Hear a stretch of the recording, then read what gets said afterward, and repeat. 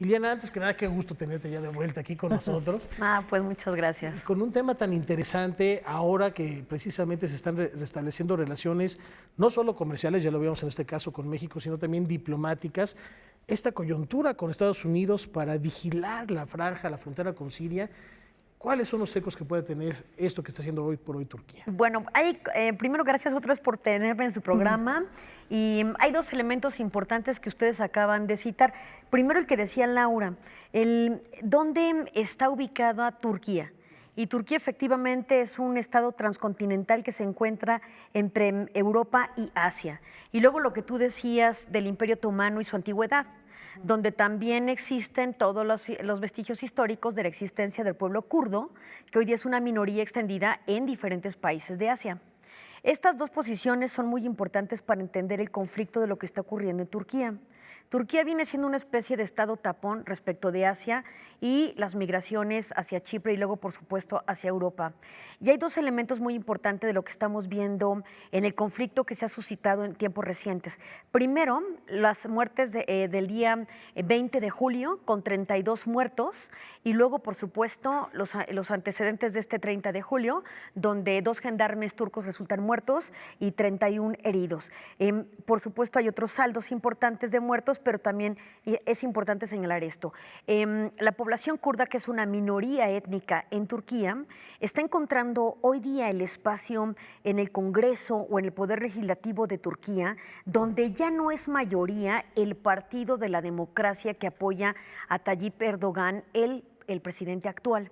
Al no tener esta mayoría absoluta en el Congreso, debilita las decisiones que él pueda tomar. Entonces, el primer problema que hay en Turquía es la convulsión al interior con las minorías kurdas que se están posicionando a través de un partido que es el Partido de Trabajador de Kurdistán, y que donde hay radicales que se están sumando a la causa del Estado Islámico, considerado como un grupo terrorista, y por ende al propio Partido Trabajador del Kurdistán de estas minorías étnicas se le está catalogando como terrorista, cuando en realidad es un partido donde existen todas las voces, sí radicales, tan radicales que pueden llegar a ser terroristas.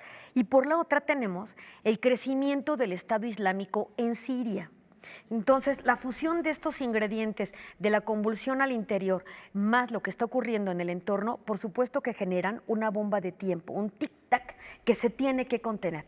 ¿Cómo se va a contener? Con nuevos jugadores. ¿Qué nuevos jugadores? La coalición. ¿Cuál coalición? Por una parte Occidente, Estados Unidos, ayudando a Turquía para impedir que los flujos sirios del Estado Islámico lleguen hasta Turquía y contaminen la frontera del suroeste, que es específicamente Irak. Porque también hay que decirlo, Turquía tiene una frontera muy porosa, pero la que está presentando el problema actualmente es la colindancia con Irak y Siria.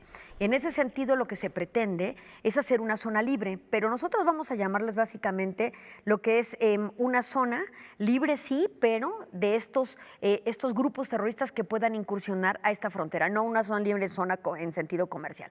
Esta zona libre, donde Estados Unidos permitiría impedir que lleguen los del Estado Islámico a Turquía, permitiría a otra coalición que está conformada por Turquía, Arabia Saudita y Qatar a poder combatir seriamente a estos grupos terroristas provenientes de Siria. Es decir, son dos operaciones distintas. La zona libre de estos grupos, mientras que avanza la coalición en contra del Estado Islámico para contener ese terrorismo. Entonces son cosas muy interesantes que estamos observando actualmente.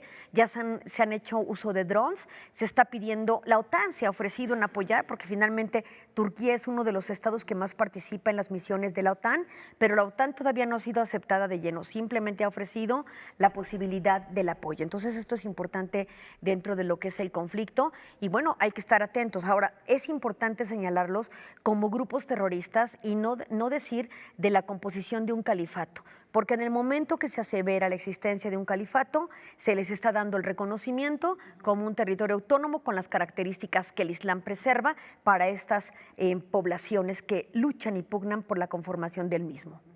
Desde el punto de vista étnico y religioso, ¿cómo podemos definir a Turquía? Bueno, Turquía tiene una composición multicultural, existen incluso los suníes y los kurdos, hay una composición muy amplia al interior. Aquí lo que interesa es cómo ahora, protegidos por un partido político, puedan alcanzar un dominio. Los kurdos siempre han querido constituir un Estado kurdo para ellos, entonces ahorita pareciera que están encontrando alineada su causa, aprovechando precisamente el movimiento del Estado Islámico y Levante.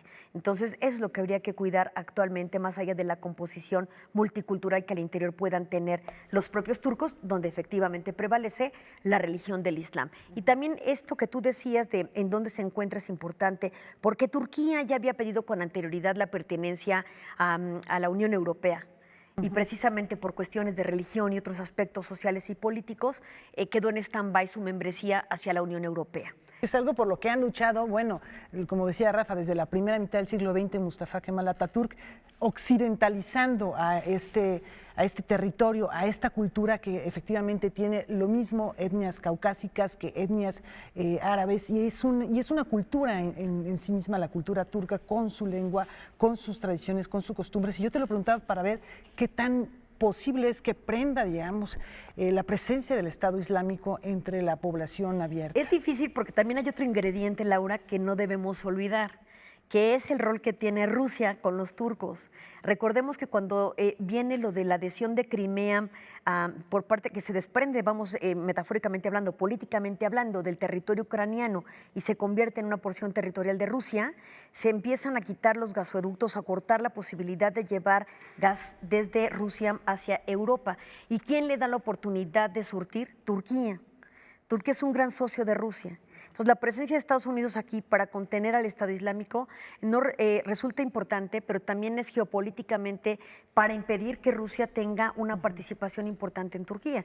Yo me atrevería a decir que con el terrorismo que se está aprendiendo en Asia, precisamente a partir de Siria, Irak y Afganistán, donde se está creando el Estado Islámico, me parece que puede haber una reconfiguración del mundo donde pueden surgir estas causas que son muy añejas, como los kurdos, que pueden aprovechar este caldo para poder progresar en sus aspiraciones o ideales, ¿no? Entonces, son muchos jugadores, no solamente veamos a Estados Unidos, sino también a Rusia. En los últimos días se hablaba, por ejemplo, de una medida que podía ser la exclusión del espacio aéreo, que es impedir a Turquía y a otras entidades, por supuesto, a sobrevolar sobre el propio espacio soberano de Turquía. Actualmente no se ha tomado esa decisión porque está habiendo combate desde el espacio aéreo hacia estos militantes de origen kurdo extremistas en el Islam y que pueden ser afines a la causa del Estado Islámico.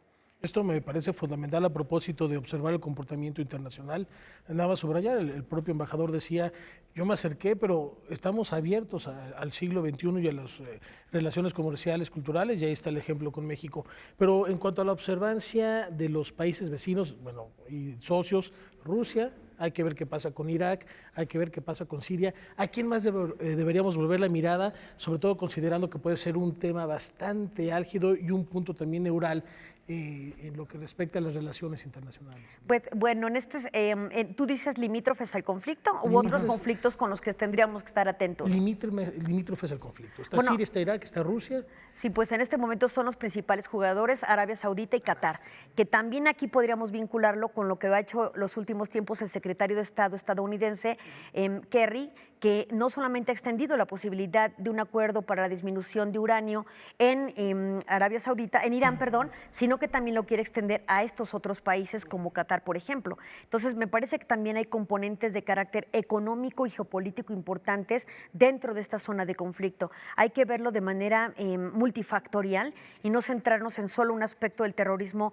de lo que es el Levante y el Estado Islámico, ¿no? Hay que ver otros factores para poder hacer un análisis mucho más puntual. Pues muchísimas gracias, Ileana, por venir a platicarnos acerca de la situación actual de un país que por un lado es fascinante, por otro lado, pues complejísimo, difícil de entender. Y de pronto a veces cuando hablamos de Turquía, yo creo que vale la pena a lo mejor recomendar pues acercarse nuevamente a Orhan Pamuk.